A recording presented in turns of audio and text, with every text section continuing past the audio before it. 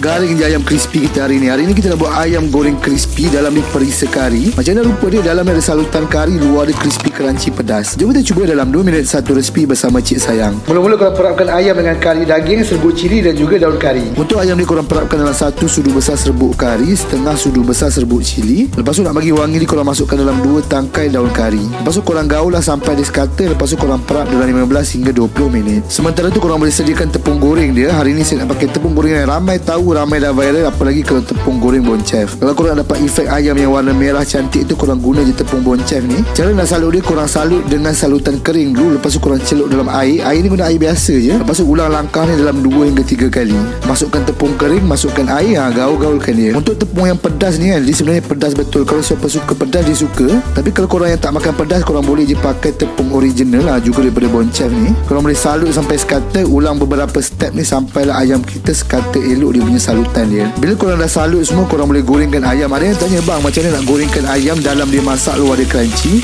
Cara dia, korang kena buka api besar, panaskan minyak. Bila nak masukkan ayam tu, korang slowkan api. Korang goreng guna api yang slow je sampailah dia garing crunchy. Lagi beberapa minit dia nak masak tu, korang boleh masukkan daun kari, nak bagi aroma daun kari tu. Bila dia dah garing elok, korang boleh angkat dan ketepikan. Kemudian boleh nak enjoy dengan nasi putih ke dengan sos pun sedap. Senang je nak buat. Selamat mencuba.